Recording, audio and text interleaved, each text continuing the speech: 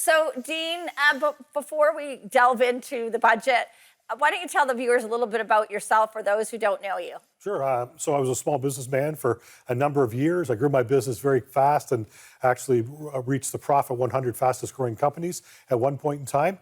But then I decided I wanted to get into politics. And so back in 2004, I ran successfully for the Conservative Party in the newly formed riding of Niagara West. Excellent. So, Dean, I know a lot of people that get into politics say it was really a calling. So what made you decide to make that leap from being an entrepreneur and into politics? Sure. I thought I was frustrated. I think as Canadians, we have the greatest country in the world. I think we all agree on that. But I really felt that we were sort of not reaching our full potential. We were not, doing all we could do. And I figured that we should, people need to get involved. You have two options, right? We could complain and do nothing, or we can complain and get active. And I thought if I was going to be complaining, I should get active. So I really got involved because I believed as a country we can do better. And I still believe that today more than ever. We have so much potential, natural resources, talented people, lots of water, lots of mineral. It's incredible what we have as a country. But I think how we manage those resources and our people, I think we could do some work on that. So now let's talk about the recent federal budget. Let's delve right in. Tell us about the good, the bad, and the ugly. Yeah, so I mean, I don't know if I could say it's good, but obviously they're not spending half a trillion dollars, right? So they've reduced their spending, but it's still over $50 billion that we're going to have as a deficit. So I don't know how I can say that's a good thing, but they are starting to reduce their spending, which is important, and we need to get back to balanced budget. So the challenge I still have with the budget is it doesn't address what's going on with people, and that's inflation, cost of living, the price of homes, and the price of energy. So there's a number of things that they didn't really deal with in a meaningful way.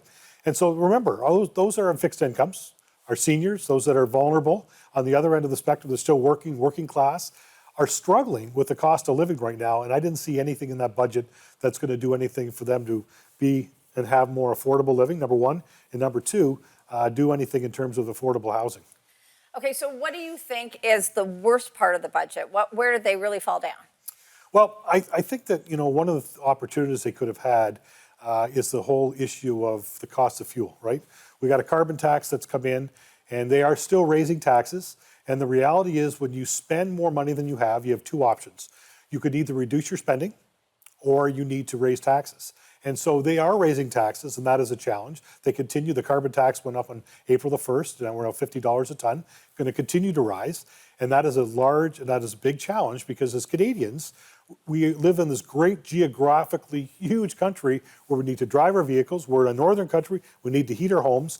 Those two things alone not only affect you and I in our personal homes, but they affect every business because they have to use transportation and energy to do their thing. So that's a huge challenge, a missed opportunity.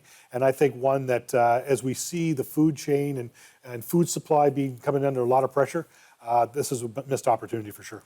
Yeah, and it's getting more expensive to run your business, to operate your household. Tell us, Dean, what are you hearing from people on the street in your riding?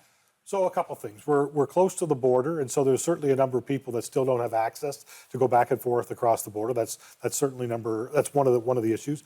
But I think the other issue is what I talked about, and where there was missed opportunities. People's cost of living is incredible when you think that in most places in the GTA, you cannot get into a townhouse or a condo, a starter home for almost under $1 million. I mean, maybe in Niagara West we can get in for $600,000 or $700,000 or $800,000, but the reality is the cost of home ownership has continued to grow.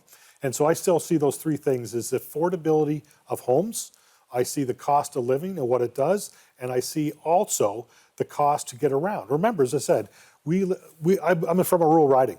So people need their ability to take their car, to move back and forth, to get to. We don't have the subway, in downtown Casterville. It just doesn't happen.